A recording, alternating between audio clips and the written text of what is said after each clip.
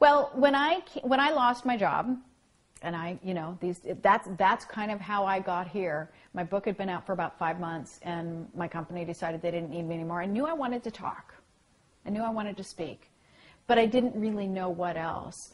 And as I was figuring some of those things out, I started working with people that had eating disorders, and I wanted to share with them what I share in my book, which is my alternative approach. Well, in the past almost 2 years now, that's been boiled down over time, and it's now a 3-step process that I use in my eating disorder coaching program. So I do work with people long distance. I'm able to provide support for people when they leave treatment. That's the biggest time where a lot of people, they do really well at treatment, and then they live in Timbuktu, Iowa, and there's nobody out there to help them. Well, that's where I can come in and be helpful because I can talk with them on the phone. And we do weekly sessions for about 14 weeks, and then we have some support sessions. And what we do is three things. It's an integrated approach. It is, number one, nutritional therapy. And by that, I mean it's a combination of a balanced food plan. We do have them journal. I look at what they're eating to make sure that we're catching the patterns. But secondly, we're looking at what's going on in the brain.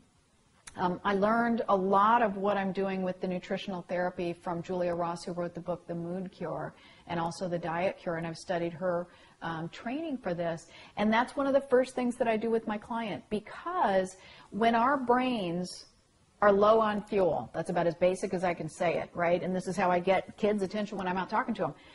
When you don't have the information, or excuse me, the fuel in your head that you need, what are you going to do? Well, you're going to react in a way that isn't really normal. Think about it. If you haven't eaten all day and you get home, you're hungry, you're going to do what? You're going to eat everything that's going to, that's not nailed down, right? Is that what you would normally need? No. So if I don't have enough fuel in the tank, because I have been restricting, because I've been binging and purging, because I've done all these things, then my brain isn't going to give the normal response that it would if the neurotransmitters have what they need, the amino acids to do the processing. So what happens the first time you go on a diet, the first time you restrict food, is in addition to losing fat, which you want to lose, is you're going to lose water, you're going to lose muscle. Oh, and by the way, you're going to lose serotonin. Well, let's think about it. What does serotonin do? Serotonin contributes to good mood, to healthy self-esteem. It contributes to us sleeping better because serotonin becomes melatonin, which helps us sleep. So many, many people with eating disorders, and not just eating disorders, but other addictions, have insomnia problems. Low serotonin, very, very common. When you're low in serotonin, it contributes to obsessive thinking, low self-esteem, okay? So it all packages in, and then you just, it also contributes to depression. So this is very powerful. So one of the first things I do is test them to see where they are with their serotonin, where they are with their catecholamines, and what's going on with just their, general blah, what energy do they have or don't have, where they are in terms of being stressed out, how are their adrenals doing, and fourthly, how are their endorphins, okay? Because if these things are depleted, again, it has a big impact on our ability to deal with life, but it has a big impact on our ability to recover. And this was one of the big keys for me. A lot of people in trying to recover from an eating disorder are coming straight from willpower. Okay, tomorrow I mean, I wrote journals and journals and journals of, okay, never going to do this again, never going to do, and it's all willpower. Well, this is where the body chemistry comes in, because when you've been binging a lot, your body wants more sugar. Well, in addition to that, when I was a young girl, I had a lot of ear problems. So I was on antibiotics a lot. Developed something called candida overgrowth, which some of the viewers may or may not be aware of. We need yeast in our bodies as part of normal function. It lives in our mucous membranes. You take antibiotics too many times, you end up with a yeast infection, which most people have heard of. Candida overgrowth is like yeast on steroids. Very, very powerful. There's over 7 strains of candida overgrowth, and what happens is that contributes to things like I have no energy, I have no libido, I am sensitive to cigarette smoke and diesel fumes, and my fingernails crack, and I mean there is a list this long of things that it contributes to. It's another very, very silent epidemic that many people are dealing with. And a friend of mine who's a naturopath in Studio City said maybe 1 in 40 people that come to her office do not have candida overgrowth. So one of the important things is candida overgrowth will make you crave carbs and alcohol. I liken it to the Little Shop of Horrors. You know, it's kind of like Seymour going, feed me, feed me. And you put that together with the fact, so that was already in my body because candida kills off your good and bad bacteria. So I'm imbalanced there. Oh, and then I start binging. So now I've got this uncontrollable sugar sensitivity going on in my body.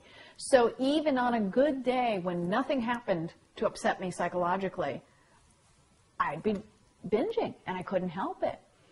It didn't matter how much willpower I had. I wasn't going to be able to stop it. So this is a second very critical piece. So for me, this was, like I said, there was a couple of things really big in my turning point, in my healing. One was the body and brain chemistry and plugging that back in, getting the body back in balance, using natural supplements, which are natural amino acid supplements. And then the second piece of that for me was learning how to connect my head and my body, or my head and my heart. For 34 years, I lived from here up. I couldn't stand what was here down. Never been more than about 20 pounds more than I am right now. But to me, I felt like one of the people on The Biggest Loser. So how did I do that? Well, I learned that our memories are stored in every cell throughout our body. Wait a minute. I spend all my time in my head. I overanalyze everything. This is how my head was.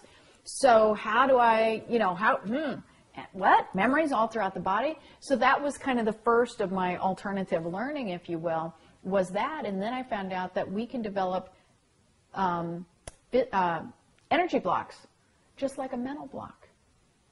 So things that happened in my childhood or your childhood or even, I tore my knee back in '88. There's stuff that you're carrying in your body that's there and it needs to go bye-bye. We don't need it anymore.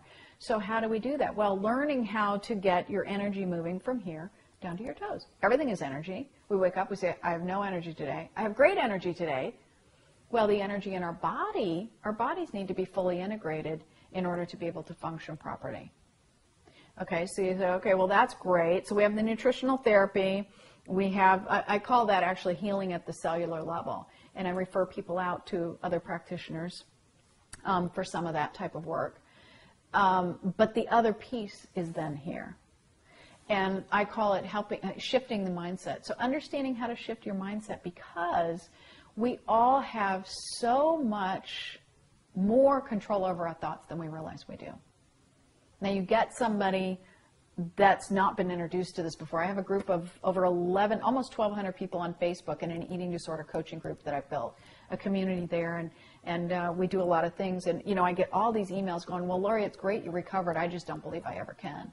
Well, they've lost that. So there's the blatant low serotonin right there, right? Can't even grasp the concept. So if we can get them some nutritional supplements, then we can start to get their brain to the point where now when they're young, it happens like this.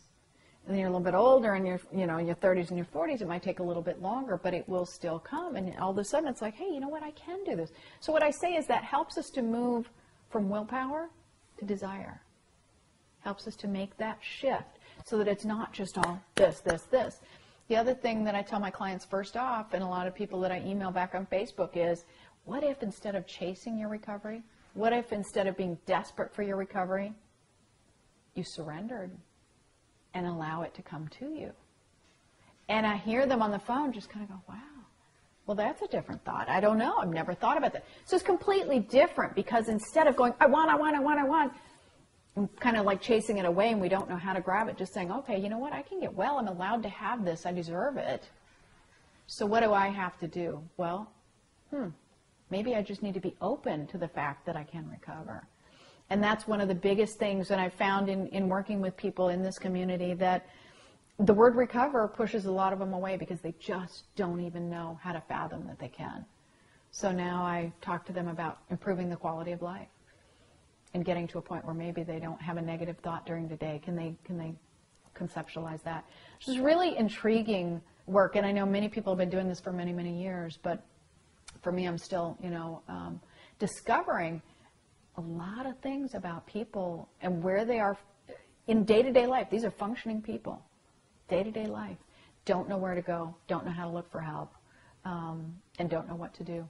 And that's why part of what I've done is develop things at a number of different levels. I have an 8-week teleclass that I've developed that people can work on at home, because so many people don't have money, don't have insurance. So that's part of why I'm very active in the social media, to be out there, help them. I'm actually right now offering a free 4-week class to just get them started, and it's called Finding Hope, to just give them a little ray of hope, so that hopefully we don't lose them.